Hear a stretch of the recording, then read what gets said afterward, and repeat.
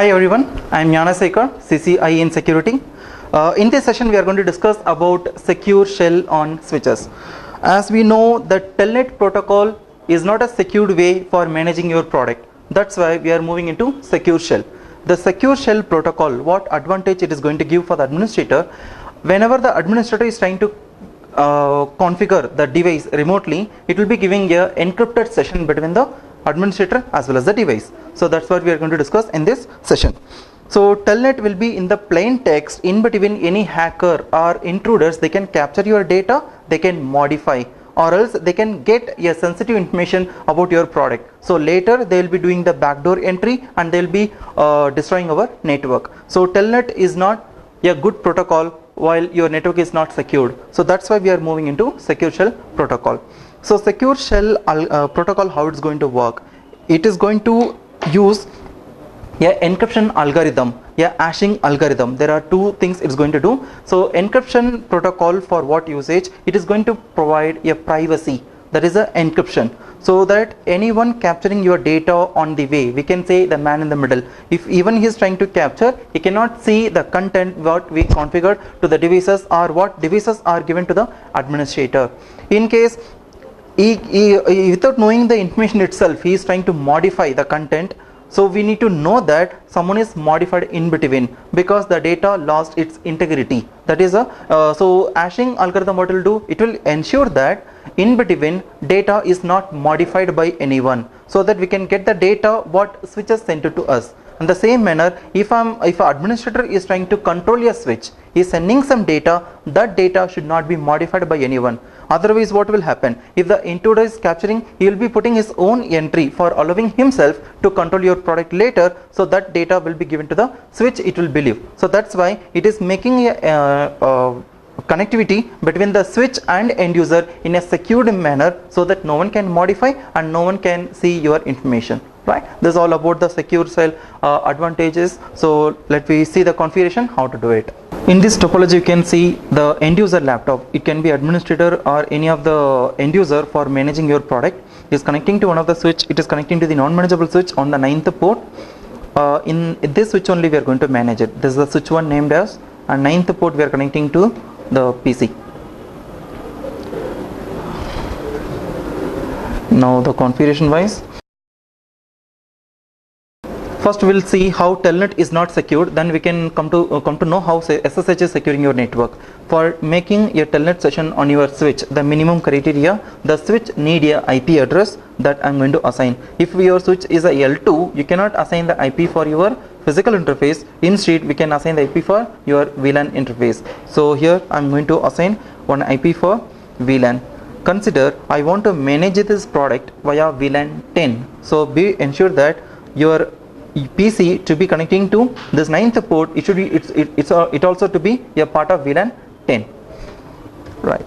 So take one IP address like 172.16.0.91.255.255.0.0/8.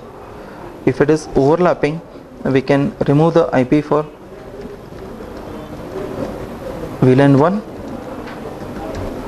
no IP address. Then you can say interface VLAN 1, assign the IP address 91, make it no shutdown.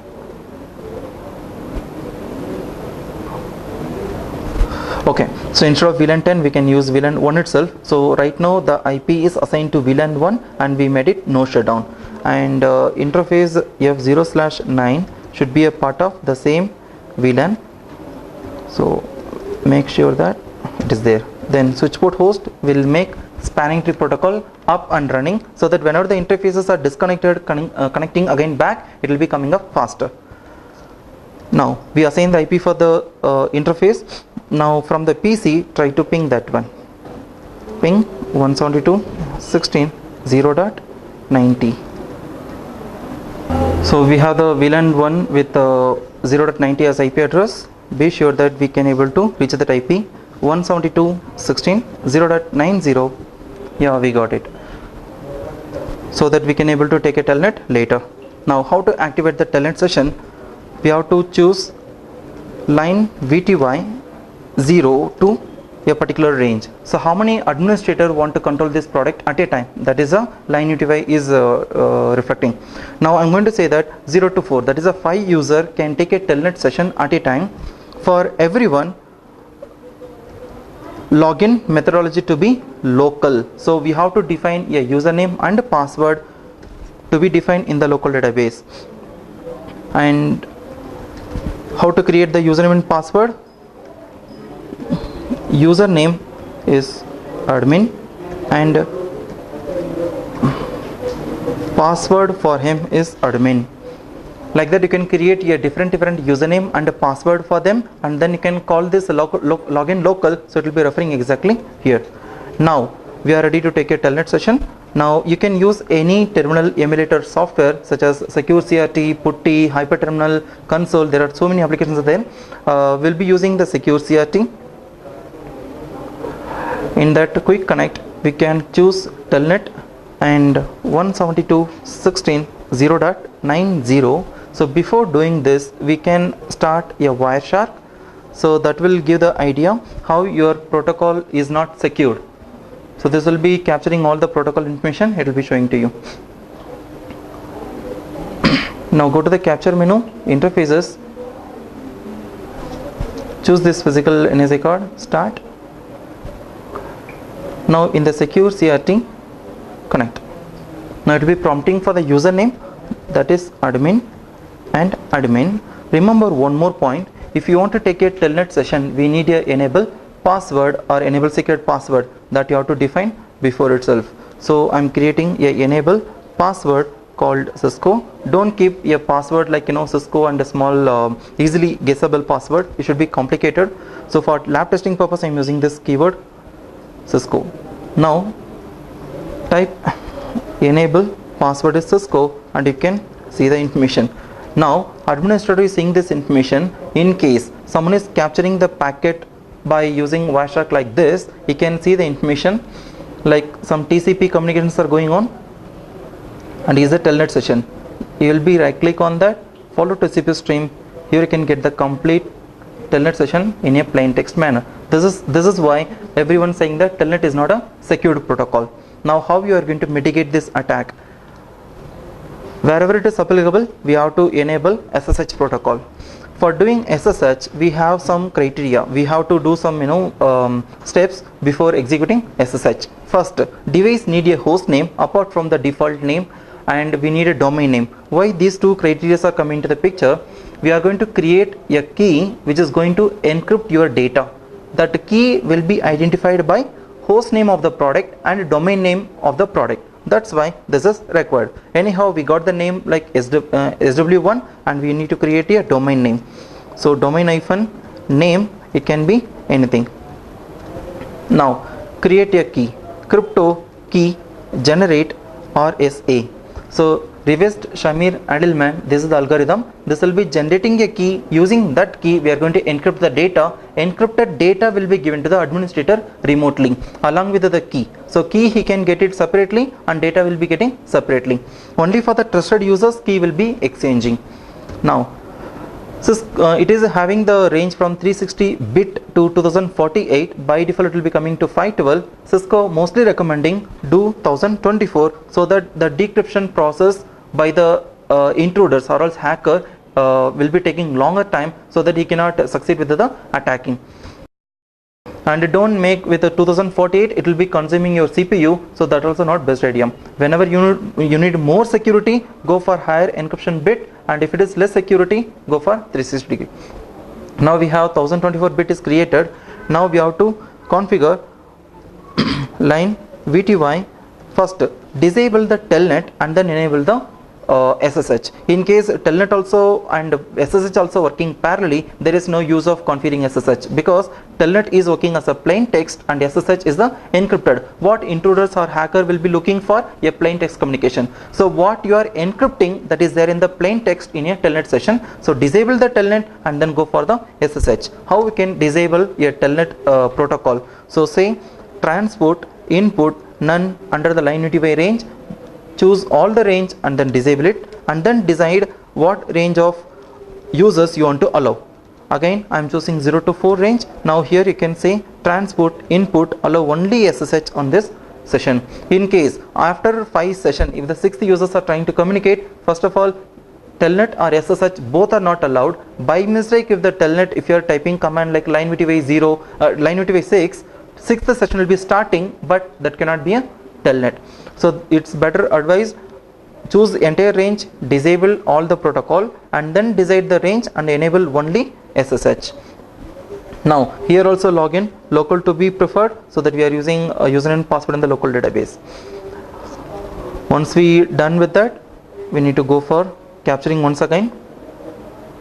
So we can start, continue without saving.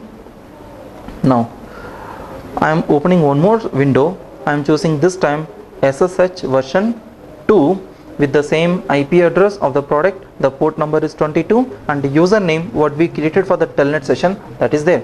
And one more point, in telnet session username and password it's not compulsory, only the password can be defined under the line VTY range, but for SSH username is must, because as an example you can see here it is asking while taking SSH, but while telnet username is the optional. So in SSH version 2 I typed the name admin, click connect. You will be getting one warning message, so don't ignore it. So this is what I told, data will be encrypted by using the key. That key the admin have to get it first, then only he can able to decrypt. The key will be exchanging in a secured manner, so you have to agree this one. If you are accepting, so that you can decrypt the data what switch is sending, as well as using this application one more key will be generating. Your system what it is encrypting, switch can decrypt. It's a secured communication between two devices. So I am clicking accept once. Now it is prompting for the password, so I am saying admin. Now you can see the same window, switch. Now Cisco is the password for enable. Now execute the same command what we tried in the telnet. Now you can see comparatively there also telnet is went with the TCP communication, here also TCP.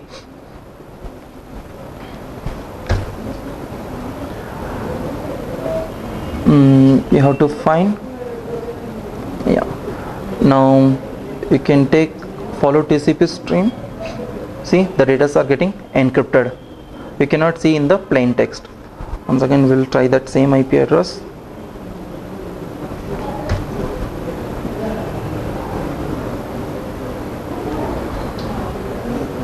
So go little down.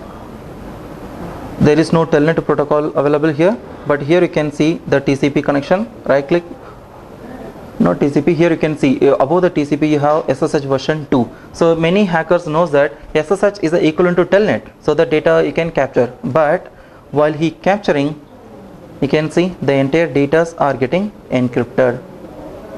So this is the purpose of SSH. So it using a reverse Shamir-Adleman algorithm for encrypting the data. Now you can see after taking SSH, you can use show SSH. It will be showing that admin is logged in and is using AES algorithm for encryption and HMAC SHA algorithm for hashing the data. So advanced encryption scheme 250 bit will be for encrypting the data and SHA algorithm for hashing. So while hashing, if someone is trying to modify, switch will ignore. Otherwise, if switch is sending some data in between, hacker is modifying, the administrator PC will ignore it, so that we can get the same data without any modification. And apart from that, we can give some additional SSH command set like SSH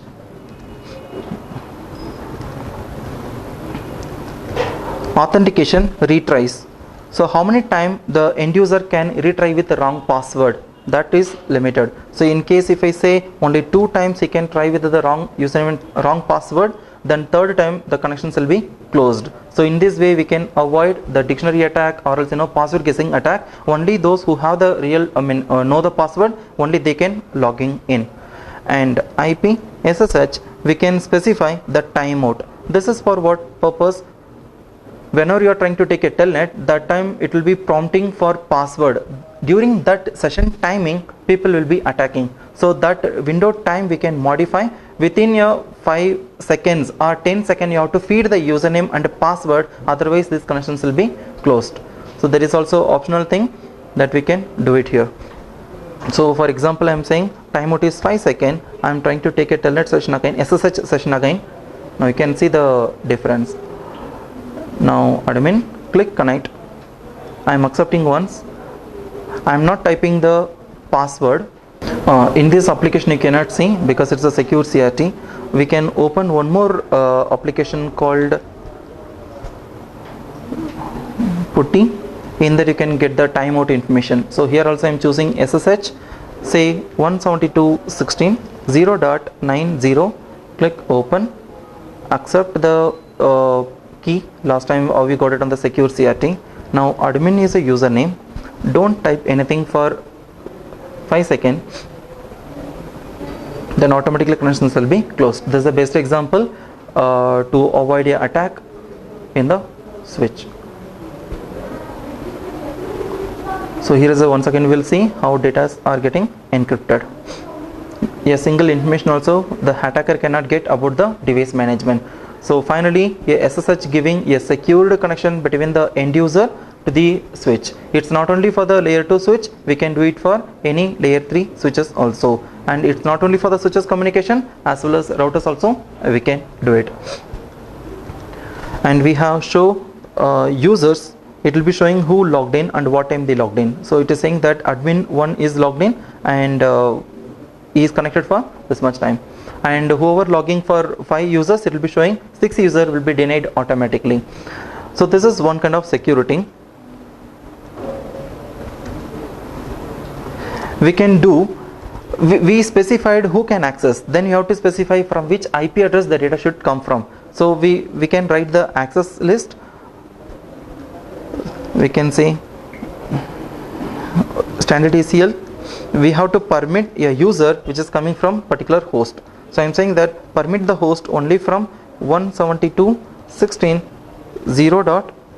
This should be a administrator IP address for testing for testing manner. I am doing in your other manner, like 74 should be allowed, but here I am putting 75 should be a trusted IP, so that 74 will not be a trusted.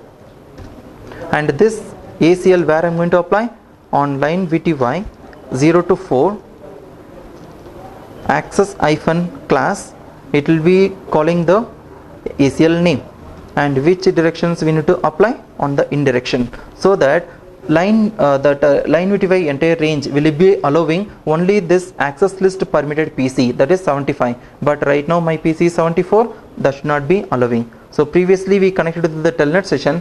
Now if I am creating a new session of SSH or telnet, it should not work. We'll test 90 admin, click connect. See, it is ignoring. It is saying that the remote system refused the connection. In case if I am changing my IP address into 75, that time I can able to access the SSH. So this will be giving the clear-cut idea like who can control your product, and while configuring there should be a secured communication. That's why SSH is involving in this scenario. So we seen everything. So we seen how SSH is securing your management communication between the switch and end user, and the telnet why it is not providing. So we captured the data by using the Wireshark, a protocol analyzer. It is giving the clear-cut idea how telnet is a plain text and the SSH is there in the encrypted manner. Thank you for watching.